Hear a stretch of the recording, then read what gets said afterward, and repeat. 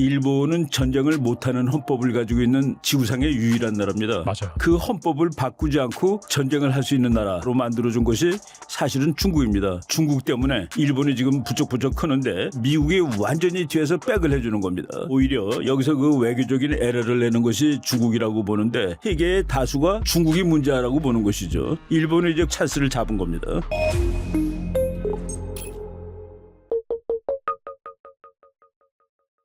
주식, 암호화폐, ETF까지 원픽 리포트. 네, 이충근 박사님 모셨습니다. 안녕하세요. 네, 안녕하십니까. 네, 박사님 모시고 여러분들이 궁금해하신 이 국제 정세 관련해서 알아볼 텐데 최근에 이 일본과 중국과의 갈등이 상당히 지금 첨예하게 나오고 있습니다. 네. 자, 시작은 다카이치 사나이 총리가 타이완 유사시에 이제 자위대를 파병할 수 있다 이렇게 이제 발언을 했고 이게 중국의 뭐 총영사가 막 그래서 뭐 목을 베어버린다더니 상당히 험악한 말이 오고 갔는데 최근에 이 중국은 일본 여행 자제령 뭐 이런 거 내리고 있고요. 일본의 무역 보복을 예고하기도 했습니다. 네네. 그럼에도 불구하고 일본에서는 뜻을 굽히지 않고 있는데 이 일본의 의도는 무엇일까요? 네, 일본의 의도가 조금 좀 거창한 의도를 갖고 있습니다. 그러니까 일본이 군사력으로 보더라도 세계에서 몇 번째 가는 나라고 경제력으로도 세계 3, 4위권의 나라인데 일본은 전쟁을 못하는 헌법을 가지고 있는 지구상의 유일한 나라입니다. 맞아요. 네. 우리가 이제 국가의 기본은 전쟁을 할 수 있는 조직이기 때문에 그것을 국가라고 얘기를 하는 겁니다. 근데 일본은 2차 대전 때 전범국의 그 오명을 썼기 때문에 전쟁을 하지 못하는 나라, 군대를 가지지 못하는 나라로 낙인이 찍혀 있었는데 그 헌법을 바꾸지 않고 전쟁을 할 수 있는 나라, 군대를 가질 수 있는 나라로 만들어준 것이 사실은 중국입니다. 중국 때문에 일본이 지금 부쩍부쩍 크는데 거기서도 더욱 결정적인 것이 중국이 곧 대만을 점령할지도 모르겠다. 이 사실 때문에 일본은 완전히 정상국가가 되는 길로 올라섰습니다. 그래서 이제 지금 여기서 주저앉을 수가 없는 거예요.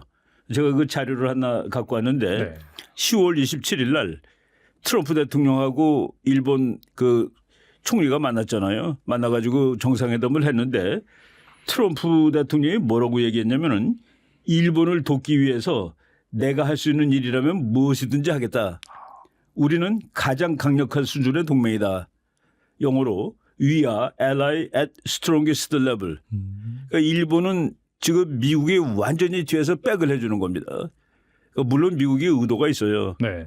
일본이 전쟁에 참전한다고 결심을 하게 되면은 중국이 대만을 건드릴 수가 없게 됩니다. 사실은. 바로 미국은 그것을 노리고 일본은 이 기회에 전쟁할 수 있는 보통 나라가 되겠다.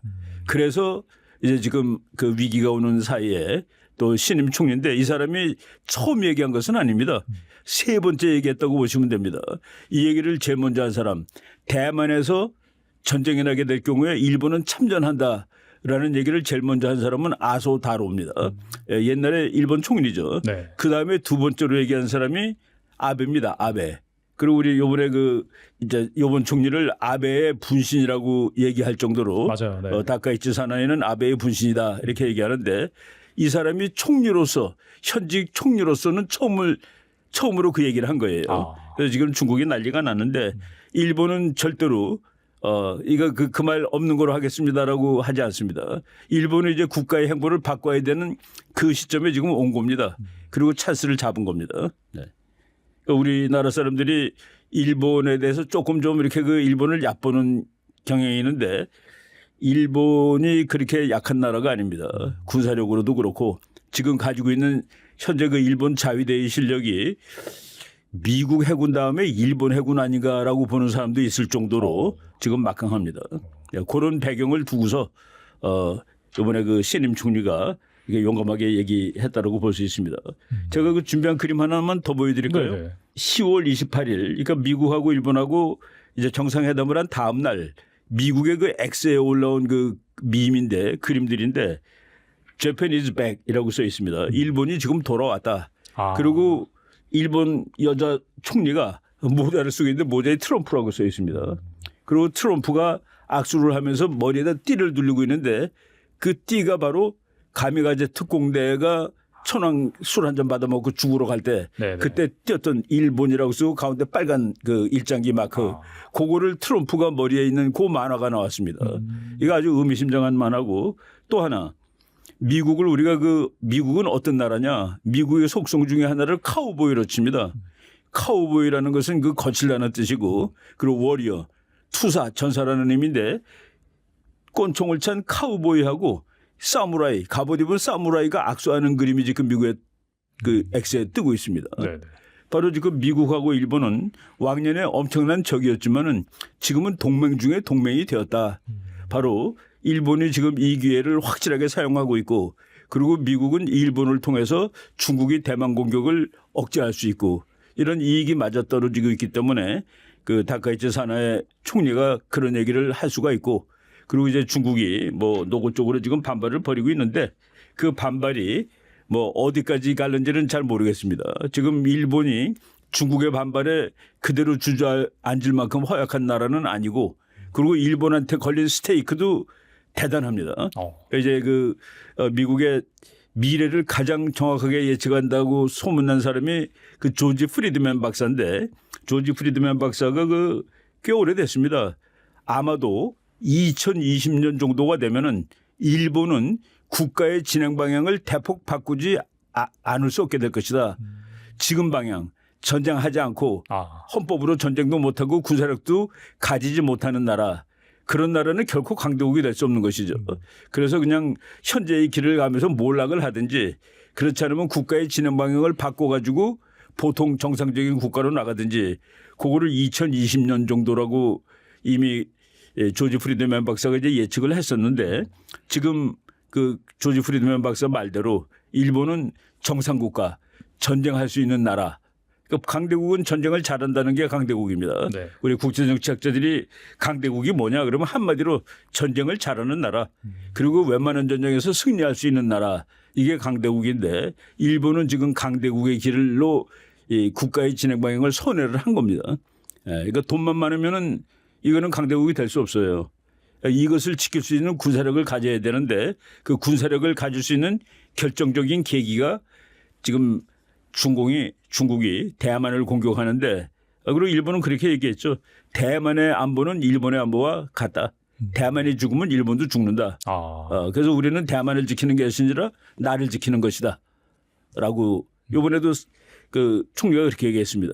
대만을 지키러 가는 게 아니라 나를 지키러 가는 것이다. 그래서 그렇기 때문에 그 뭐 이렇게 주저앉을 가능성도 없고 의도는 상당히 그 매크로 어떤 이 사소한 그게 아니라 일본 국가 대전략의 방향을 결정짓는 그런 상황이라고 보시면 되겠습니다.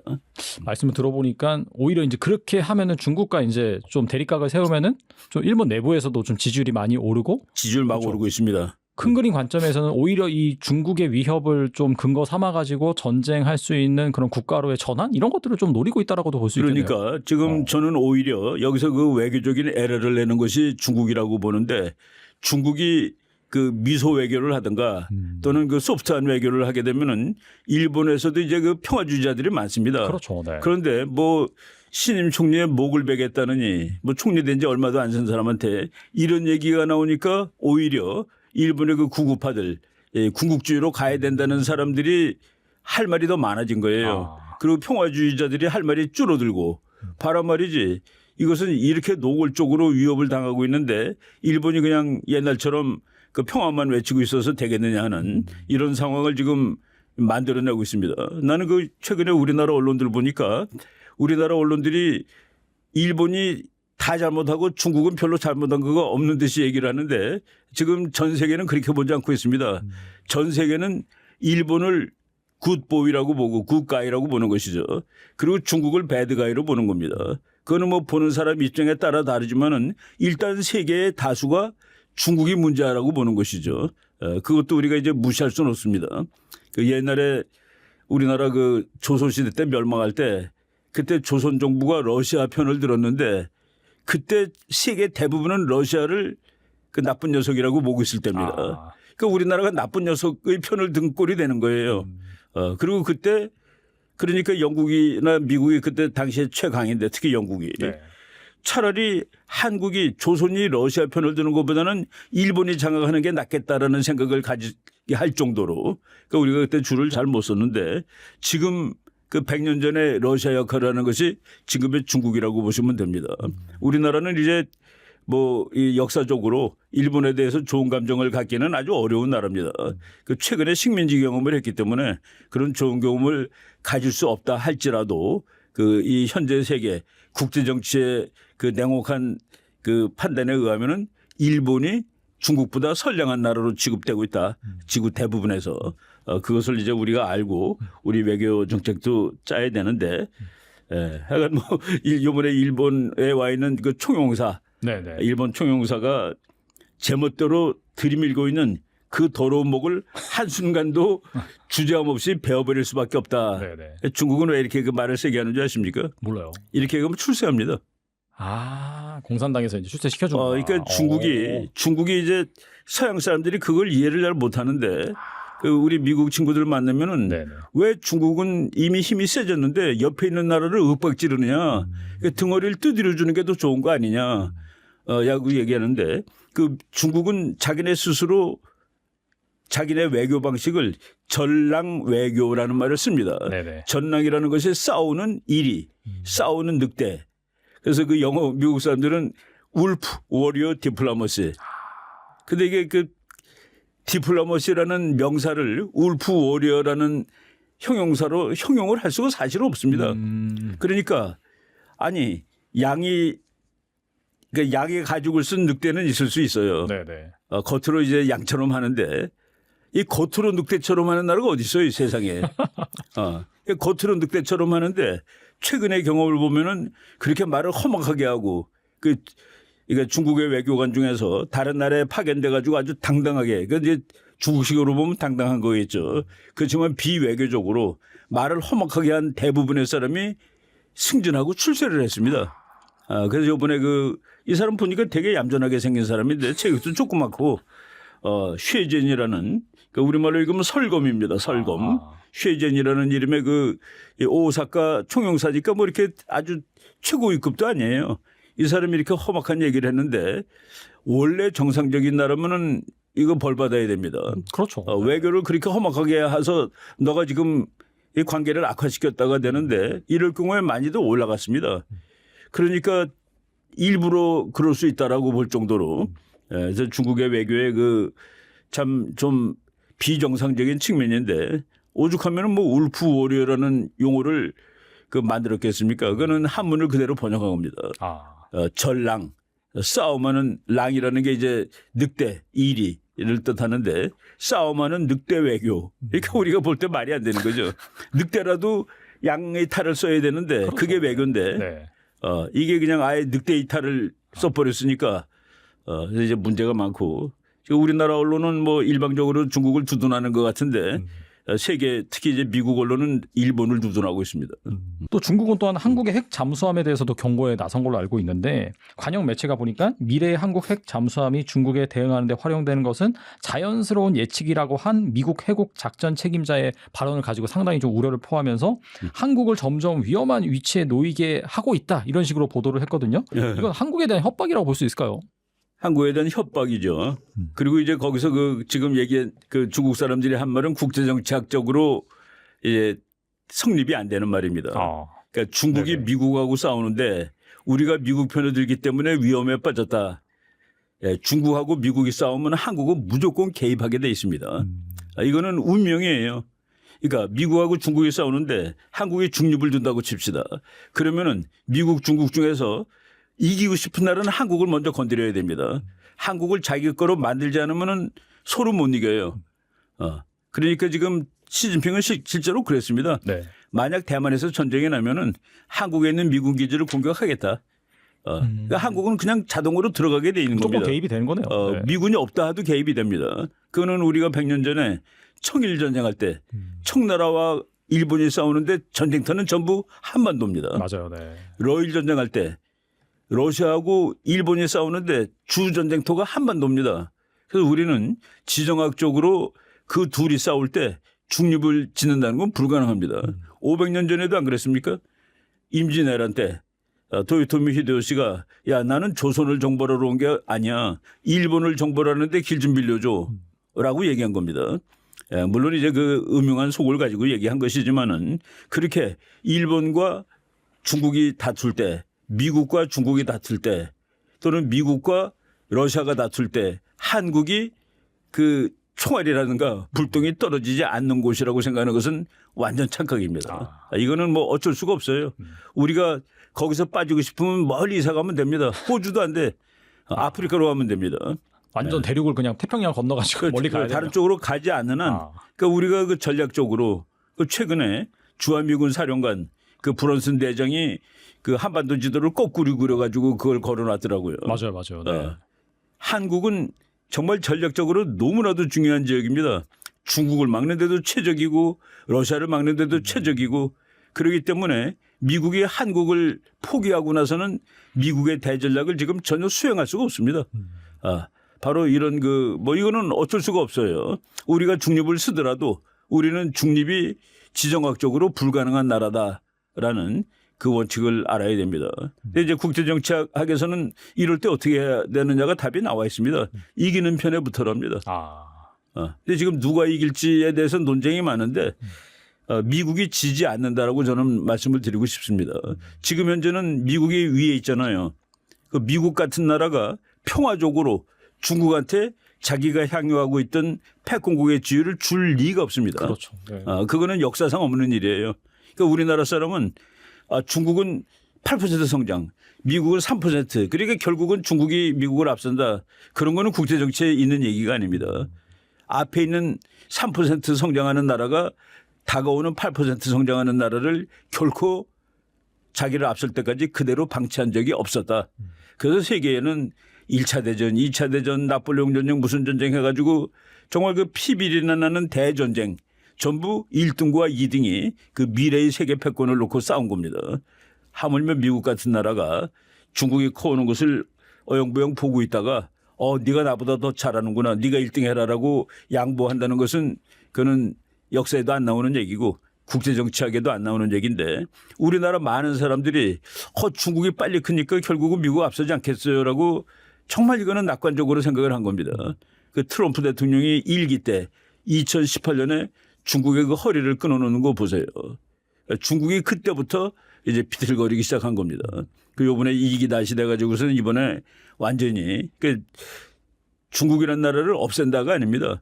미국한테 도전하는 그런 자격에서 그런 반열에서 쫓아내겠다는 그 얘기입니다. 그러니까 이제 미국한테 덤빌 수 있는 힘을 빼버리겠다. 지금 중국이 큰 이유는 미국이 그동안에 중국을 그 미국 사람들이 낙관론자가 훨씬 많았습니다. 네. 중국이 잘 살게 되면은 그럼 중국도 민주화가 될 것이고 자유국가가 될 것이다. 그러면 미국하고 싸울 일이 없다.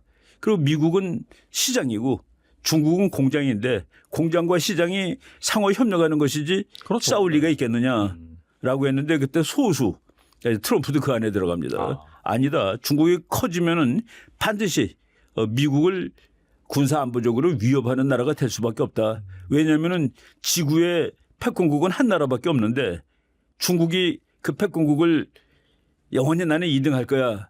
그럴 리가 없다. 근데 지금 세월이 지난 다음에 그 바로 그 후자가 맞는 것으로 나타난 것이죠. 중국을 그래서 이제 미국이 대정책이 중국을 이제까지 키운 것이 중국을 세계 시장에서 받아줘 가지고 그러니까 이제 이게 미국이 인게이지먼트 폴리시를 한 겁니다. 그러니까 이제 끌어안는 거예요. 중국을 세계 시장에 너 나가라. 지금 그 영어로 말하면은 디커플링. 너는 나가라. 우리가 만든 이 국제 시장 질서에서 너는 아웃. 네. 지금 뭐 그게 바로 지금 진행되는 상황입니다. 이 브런슨 주한미군 사령관이 거꾸로 된 지도 다시 한번 최근에 꺼내 들면서 네네. 뭐 한국은 러시아 북부함대, 중국 북부 정구, 북한군 모두에 이제 비용을 부과할 수 있다라고 이제 말한 것 자체가 방금 하신 말씀과 이제 일맥상통한다고 볼 수 있겠네요. 우리나라는 뭐 이제 그 보면은 부대들이 뭐 경기도 담당하는 부대, 뭐 서울 담당하는 부대 이렇게 돼 있죠. 미국은 그 사령부가 지구를 쪼개서 이렇게 사령부를 만듭니다. 인도 태평양 사령부 그리고 뭐 남부 사령부는 남아메리카. 아프리카 사령부는 아프리카 전체, 중앙 사령부 그러면은 중동하고 유럽, 북부 사령부 그러면 미국하고 캐나다. 그 지구를 몇 개로 쪼개가지고 그러니까 미국은 항상 그 미국의 군사 전략은 거시적으로 보게 돼 있습니다. 거시적으로. 그런데 지금 가장 큰 적이 과거에는 유럽입니다. 소련. 근데 지금은 그것이 중국으로 바뀌었기 때문에 아시아가 가장 중요한데 그 중국이라는 미국의 뭐 거의 이제 패권에 도전하는 적이죠. 이것을 막기 위해서 가장 전략적인 요충지가 한반도입니다. 그렇기 때문에 미국이 한반도를 지도도 거꾸로 놓고 이거 가지고 소련도 막을 수 있고 중국도 막을 수 있고 북한은 사실은 그 미국이 보기에는 이미 막을 대상조차도 아닙니다. 힘이 다 빠졌기 때문에 네네. 그 이 미국이 그 어느 정도로 그 전략에 이제 깊이 관심을 가지고 있냐면은 일본에 가면은 하네다 공항이 있고 동경에 네네. 그리고 이제 새로 진 나리타 공항이라고 있습니다. 그 나리타 공항이 냉전 시대 때 만들었는데 나리타 공항은 전쟁 나면은 미국 비행기가 뜨면 그대로 러시아 쪽으로 향하게 만든 그런 공항입니다.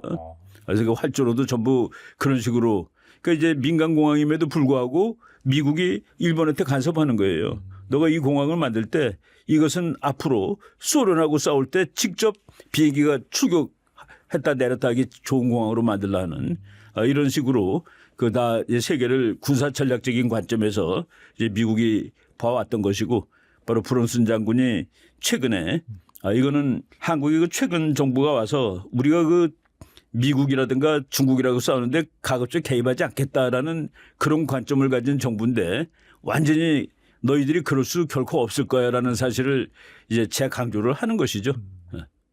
사실 다들 뭐 친하고 좋게 지낼 때는 뭐 웃으면서 지낼 수 있는데 지금처럼 그렇죠. 이렇게 으르렁대는 상황에서는 어느 한편에 쓰지 않으면 오히려 이제 낙동갈 오리알 신세가 될 수 있는 그런 상황에 그러면 왔다고 볼 수 그러면 있겠네요. 국제 정치에서 이게 그 아주 묘한 그러니까 국제 정치학이 사회과학이기 때문에 자연과학처럼 정교하지가 않습니다.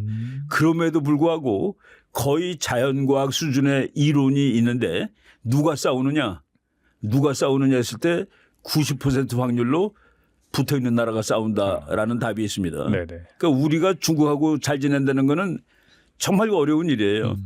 그러니까 100년을 잘 지낼 수 있습니다. 그렇지만은 한 번 삐끗하면 전쟁이 나는 거예요. 가깝기 때문에. 네. 우리나라가 페루나 멕시코랑 전쟁할 확률은 0입니다. 아무리 사이가 나쁘더라도. 그런데 중국하고 우리는 사이가 좋게 지내더라도 전쟁할 확률이 제일 높은 나라가 중국이다. 그래서 중국이 대한민국 안보의 가장 큰 이 대상이 돼야 되는 것이죠. 그런 지리학에서 나오는 거고 그 미국의 어떤 교수가 직접 역사를 다 가지고서 분석을 해봤습니다. 지구의 전쟁이 14,500회 정도 뭐 하여간 그걸 어떻게 계산했는지 모르겠지만은 이름이 있는 전쟁이 14,500개가 됩니다. 그런데 14,500개 누가 싸웠냐 봤더니 90%가 국경을 접하고 있는 나라가 싸운 겁니다. 그래서 국경을 접하고 있다는 사실 이거는 거의 자연과학 이론만큼 그 정확한 답을 주는 겁니다. 그래서 우리가 그냥 그 이론을 갖다 집어넣어 보면은 우리가 앞으로 100년 동안에 전쟁을 한 번 할 것이다라고 가정했을 때 통일한다 치고 그것이 중국일 확률이 90%다라고 보시면 되는 거죠. 일본일 확률이 10%고 나머지. 그리고 우리가 더 멀리는 필리핀, 말레이시아, 호주랑 싸울 확률은 0이라고 보시면 됩니다. 그게 참 국제 정치의 냉혹한 현실이다. 그렇죠. 근데 그것이 원칙인데 우리가 자꾸 그 원칙을 어기는 겁니다. 그래서 국제 정치는 국가 안보는 누구로부터의 위협을 막는 거냐 나쁜 놈 미운 놈이 아닙니다. 옆에 있는 나보다 힘센 놈. 옆에 있는 나라 중에서 나보다 힘센 나라가 사실은 적인 겁니다. 그러니까 우리의 외교 정책은 아주 못된 나라를 상대하는 게 아니라 옆에 있는 나라 중에서 우리보다 힘센 나라를 상대하는 겁니다. 왜? 마음은 바뀌니까. 네. 그러니까 옆에 있는 나라가 되게 못된 나라인데 그 나라가 우리보다 힘이 약하다. 그러면 외교 안보의 대상에서 밀리는 겁니다. 네, 뭐 아무리 덤벼봤자 내가 훨씬 세니까. 그런데 옆에 있는 나라가 되게 착해요. 근데 그 나라가 우리보다 힘이 3배다. 그러면 그 나라가 언제든지 우리 안보 위협입니다. 그게 이제 국제정치의 아름답지 못한 측면이죠. 도덕이 없습니다. 그러니까 누가 적이냐, 누굴 적으로 삼고 안보 정책을 짜야 되느냐. 우리 옆에 있는 나보다 힘센 나라를 가까이 있는. 그러니까 우리 안보 정책은 중국, 일본이죠. 근데 지금 일본은 힘이 중국보다 약하기 때문에 네. 그때 거기 나오는 원칙 더 센 나라를 적으로 놓고 약한 나라끼리 합치는 것 그것이 또 교과서입니다. 그래서 지금 우리는 뭐 역사적으로 보면 참 그렇게 하기 힘들지만은 일본과 힘을 합쳐 이번에 그 한미 이제 팩트 시트에도 네. 한미일 3국이 힘을 합친다라고 나와 있거든요. 맞아요. 네. 그거는 원칙대로 얘기한 겁니다. 중국 얘기 좀 본격적으로 해보겠는데요. 네네. 최근 CCTV 보도에서 중국 중앙군사위원회 장유자 부주석과 시진핑 주석 사이에 권력 갈등이 나타난 것으로 지금 확인이 네네. 됐는데 첫 번째 보도에서는 시진핑의 강군 사상이 강조되었지만은 이게 또 어떻게 알아챘는지 모르겠는데 41초 만에 이게 수정 보도가 됐대요. 네. 근데 이게 보니까 시진핑의 개인적 권위가 상대적으로 약화된 그런 부분이 또 눈에 띄었다고 하더라고요. 네네. 네. 중국 군부에서 시진핑의 통제력이 약화된 신호로 해석할 수 있을까요? 뭐 저는 약화된 정도가 아니라 중국이란 나라가 모택동이 이제 모택동 사상이 중국의 기본 사상인데 권력은 총구에서 나온다라는 그 권력은 총구에서 나와요. 네네. 중국은 아직 한 번도 투표한 적이 없는 나라입니다. 그러니까 근데 왜 어떻게 그런 막강한 권력을 가지고 있느냐? 군부를 장악했기 때문에 그렇습니다. 모택동이든 앞에 있는 모든 중국의 국가 주석들이 다른 직책은 다 떨어져 나가더라도 마지막까지 유지하려고 한 것이 중앙군사위원회 주석직을 끝까지 유지하는 겁니다. 군을 잡고 있으면 되는데 지금 총구를 잃어버린 것이 아니라 총구를 뺏긴 겁니다. 다른 사람한테. 그래서 이거 문제가 더 심각한 거예요. 그러니까 총구가 없어진 게 아니라 바로 밑에 있던 사람이 총구를 가져가 버렸다. 그 가져간 사람이 짱유샤라는 사람입니다. 제가 사진 하나 준비해 갖고 왔는데 중국 공산당 거기서는 1인 체제이기 때문에 모든 그 중국의 정책은 시진핑이 말로서 결정이 되는 겁니다. 시진핑이 그 회의를 마치고 걸어 나가면은 뭐 장군이고 높은 사람이고 전부 시진핑을 향해서 서서 박수를 치는 것이 원칙인데 그 짱유샤라는 장군이 짱유샤는 중국에서 군복을 입은 사람 중에서는 제일 높은 사람입니다. 근데 더 높은 사람이 시진핑이에요. 시진핑이 1인자, 짱유샤가 2인자, 그리고 짱유샤 옆에 서 있는 사람이 3인자, 허웨이동이라는 사람인데 네네. 허웨이동은 그 시진핑의 뒷모습을 보고 서가지고 정말 예의를 갖추고 있는데 짱유샤가 시진핑이가 걸어왔는데 등허리를 보이고서 막 서류를 챙기고 있었던 거예요. 이 사진을 보고 그 서방에 있는 중국 연구자들이 깜짝 놀란 겁니다. 어떻게 이런 일이 있을 수 있느냐. 그리고 얼마 있다가 그 3인자 허웨이동이라는 사람이 행범불명됐습니다. 그러니까 1인자는 시진핑, 그 사람은 양복 입고 있는 사람이에요. 그리고 군인 중에서 제일 높고 전체 중에서는 2등인 그 짱유샤가 군복 입고 있는데 짱유샤는 그냥인데 세 번째 허웨이동이라는 사람이 없어진 겁니다. 그러니까 없어진 거를 처음에는 서양 학자들이 와, 그 시진핑이가 힘이 세긴 세구나. 자기의 왼팔을 자르다니. 그러니까 짱유샤는 오른팔, 네. 허웨이동은 왼팔인데 왼팔이 날아간 거예요. 그래서 맨 처음에 우리도 조금 이걸 어떻게 해석해야 되지 했는데 보니까 놀랍게도 짱유샤가 허웨이동을 날린 겁니다. 근데 허웨이동은 진짜 중국의 총구예요. 시진핑의 총구가 허웨이동입니다. 허웨이동이 모든 군사력을 동원해서 이제 시진핑한테 충성을 바쳤는데 짱유샤라는 사람이 그 허웨이동을 잘라버리고 그래서부터 이제 난리가 나기 시작했는데 지난 10월 17일 중국 국방부에서 공식으로 장군 9명 그것도 우리 중국에는 이제 별 4이 없습니다. 네네. 중국은 별 3이 제일 높은데 그러니까 우리나라로 치면 대장입니다. 네네. 별 하나를 소장, 별 둘을 중장, 그리고 별 3을 상장이라고 합니다. 소중상 그러는데 상장 9명을 당적과 군적을 박탈시켜 버렸는데 그 9명 전부 다가 시진핑 장군들입니다. 그래서 이게 공식화됐습니다. 지난 10월 17일 전까지는 그냥 소문으로 돌았는데 그리고 지금 장군들 막 그 숙청하고 뭐 그래서 지금 대장급 수십 명 날아갔는데 그 별 하나서부터 별 3까지 중에서 한 56% 정도가 지금 직업을 잃었습니다. 그런데 그 56%가 전부 시진핑 인맥이다라고 지금 얘기하는 거죠. 그러니까 총구를 총구를 잃어버린 것이 아니라 뺏긴 거다라고 볼 정도로 그러니까 그 시진핑이 어려운 상황에 있습니다. 그 상황하에서 경주도 왔다 간 거예요. 그래서 미국 전문가들은 그랬습니다. 아마도 경주에 못 갈지도 모른다. 지금 싸우고 있는데 경주에 갈 정신이 없을 것이다. 그리고 만약 경주에 온다면은 허락을 받고 오는 것일 것이다. 심지어는 경주에 왔다가 중국으로 못 돌아갈 수 있다라고 예측한 미국 전문가도 있을 정도였습니다. 보니까 이번 4중전에서 고위 간부가 대규모로 이제 숙청된 사실이 밝혀졌는데 그렇죠. 전체 중앙위원회 205명 중에서 168명만 참석을 했고 방금 말씀하신 그 고위급 장성 33명 가운데 22명이 회의에 불참을 했는데 네네. 이게 확실히 방금 말씀하신 그런 부분과 좀 일맥상통한다라고 볼 수 있어요. 그럼요. 그러니까 시진핑의 장군들이 다 못 갔고 네. 그래서 이번에 할 때는 꽉 차지 않고 드문드문 이렇게 폈습니다. 이렇게 결석이 많은 경우가 어디냐. 그럼 중국 공산당의 권위는 어디로 간 것이냐. 그래서 안 온 사람들 다 이렇게 미국 학자들이 분석을 해보면서 이런 일이 일어났다는 것은 이미 시진핑의 권력이 하나의 그 유일한 권력으로 존재하지 않는다. 아마도 있다면은 그 짱유샤의 권력하고 같이 병존하는 것이다. 그리고 짱유샤는 총을 들고 있고 그러니까 짱유샤가 더 위에 있는 거예요. 그 짱유샤하고 둘이는 되게 친한 친구입니다. 짱유샤가 나이가 한 2-3살 많아요. 아, 그래요? 어렸을 때 같은 친구고 그 자기 아버지는 전부 모택동 밑에서 공산혁명을 했던 게릴라들입니다. 그래서 어렸을 때부터 아주 친하고 그랬는데 그 두 가지로 사이가 갈라진 것을 이제 설명하는데 하나는 그 개인적인 감정입니다. 이제 시진핑이 2023년에 임기를 완전히 없애고 죽을 때까지 할 수 있는 거로 이제 10년을 한 다음에 이제 영원히 할 수 있는 거로 바꿔놓잖아요. 네네. 근데 그때 이제 2인자가 짱유샤인데 짱유샤 장군 보고 당신은 왜 안 나가냐라는 식으로 얘기를 했나 봐요.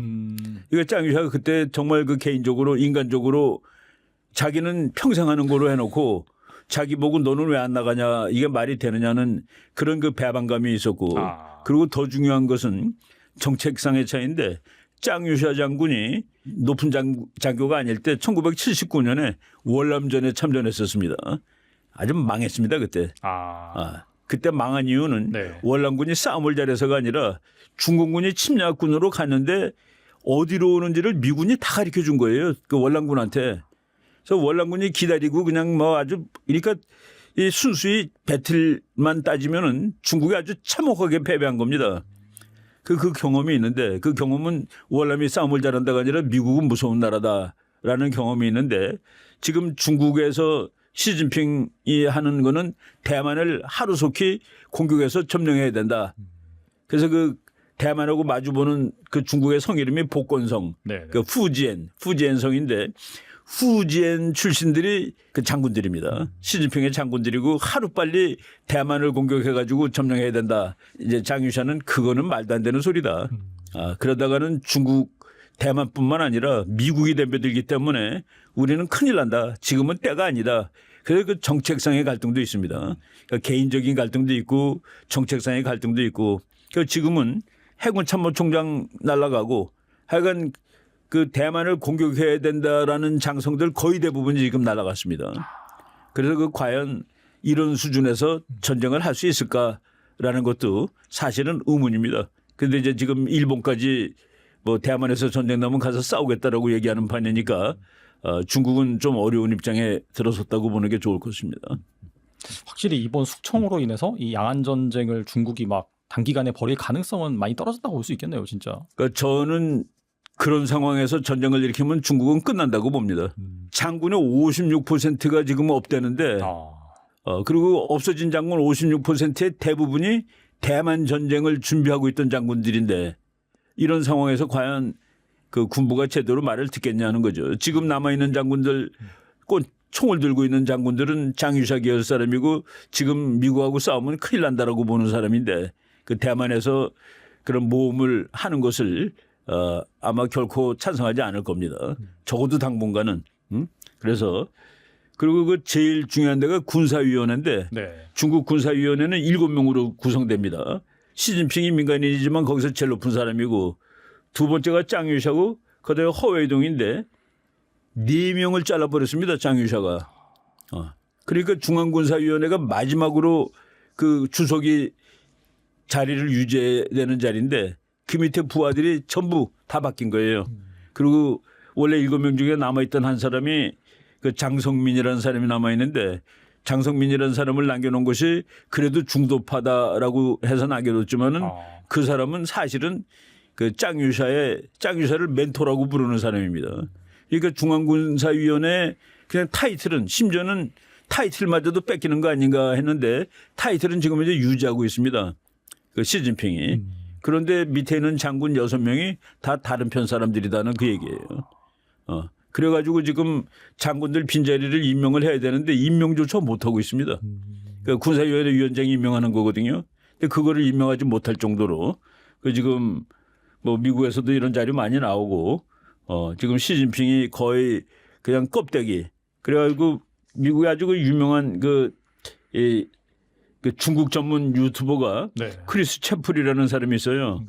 차이나 언센서드라는 그 방송을 하는 사람이 더 라스트 데이스요. 며칠 전에 그 방송할 때 그 썸네일 타이틀이 더 라스트 데이스입니다.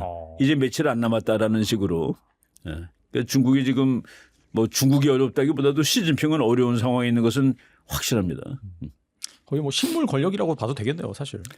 저는 그렇게 보고 있는 편입니다. 그 한국에서 그 중국 전문가들이 상당 부분 그렇게 보고 있고 그게 이제 구조적인 문제입니다.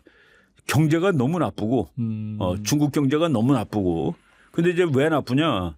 그 나쁘다기보다도 더 이상 발전을 못하는 겁니다.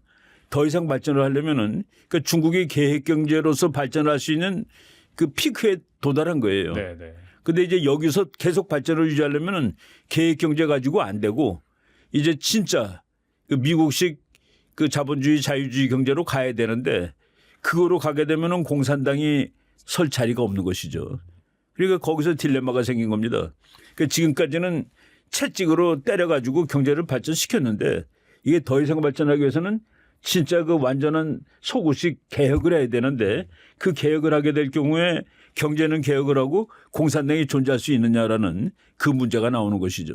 그리고 또 중국은 이제 그 오버사이즈입니다. 오버사이즈. 그러니까 너무 큰 나라예요.